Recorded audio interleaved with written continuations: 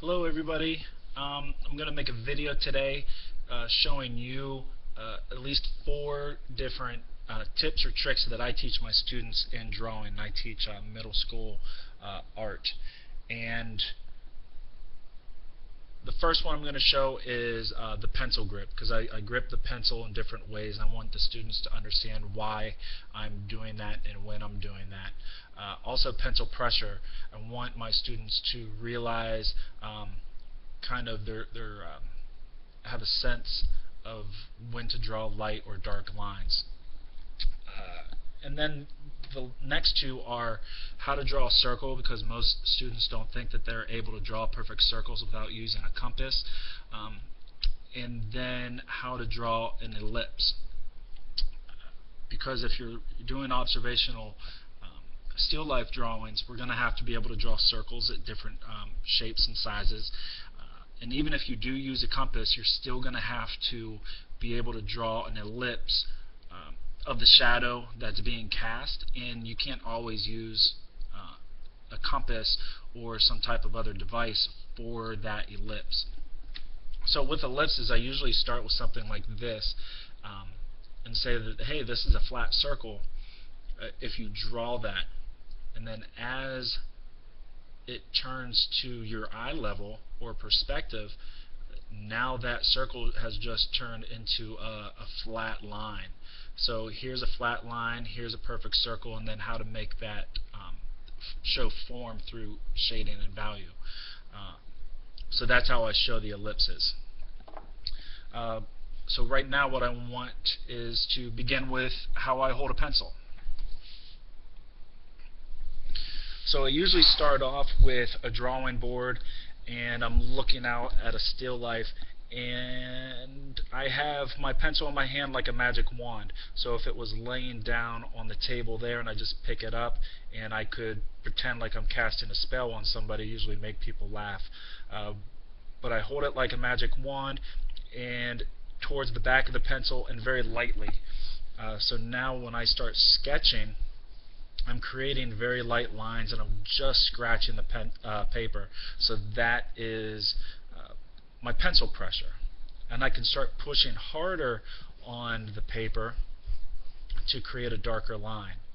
So one of the advantages of holding the pencil like a wand is I can make large sweeping motions with my shoulder and elbow. And if I was just holding this pencil like they would for writing a paper or taking a test, I can only make lines this big. So I go over a lot of the advantages, some of the disadvantages. A lot of people, or a lot of students, want to be anchored to the paper, so that's when I show them how I use my pinky. I will often drag my pinky across the paper just so I'm anchored to something. And that is another tool that I use when I'm drawing a circle, is my pinky a lot. So here I'll show you the beginnings of my still life drawing. I drew a little bit darker so everybody could see. But now I'm going to go on to how to draw a circle. And this is what I like to do to really wow some kids, and they end up seeing a lot of success themselves. Okay, so here is my paper in hand.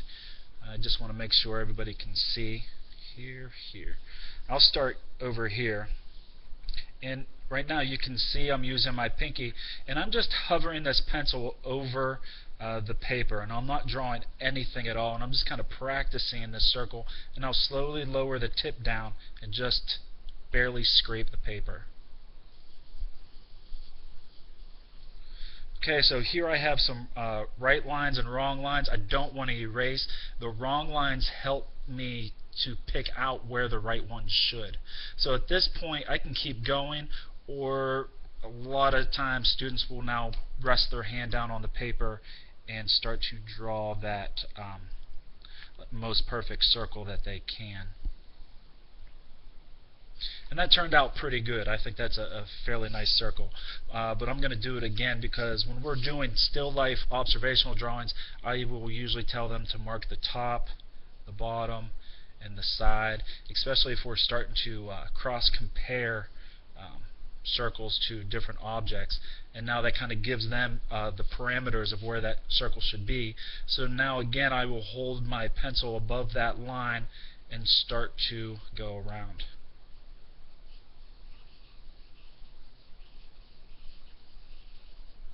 Okay, so there's my circle again. Alright, and then we all know the tricks.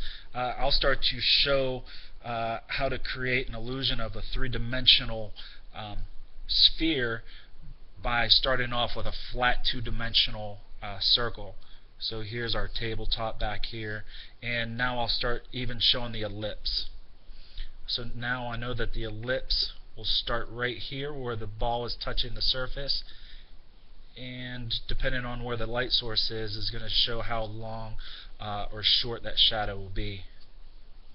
So I'm going to, the same way, and just start drawing an ellipse. And that's all I really need. So now I can start shading in or adding value. So I usually will do, I'm going to draw darker for you right now. Not that you need it, but usually here's my highlight. Here's my very first step of tone, and then I start showing them crescents or C shapes. They understand a whole lot better. What I don't want is straight lines, because that's not showing value or form to the sphere. And then I usually start with my darkests. The core shadow right underneath that sphere will be the darkest. So I'm going to do this real quick because I don't think everybody needs a lesson on how to shade a ball. But there's my ellipse. And now I just switched my grip again to use the flatter side of this pencil to quickly add value.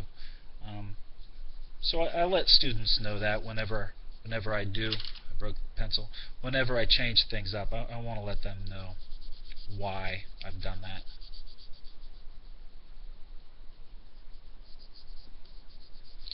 And now it's a lot about pencil pressure and kind of pulling back. You know, I was going heavy at first, but now I'm pulling back and I'm adding less value.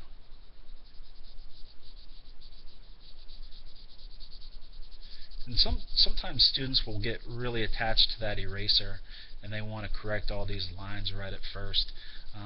But as I do this example, I do have a lot of wrong lines all over the place. And then I ask those students, I mean, do you mind it when I did it? And they don't. So then they give it a chance or a shot, and you know, they become less dependent on always having to quickly correct any type of mistakes. So now it's just a lot of back and forth, trying to blend out these light and dark areas, trying to get that core shadow. I also leave a little bit of that reflected light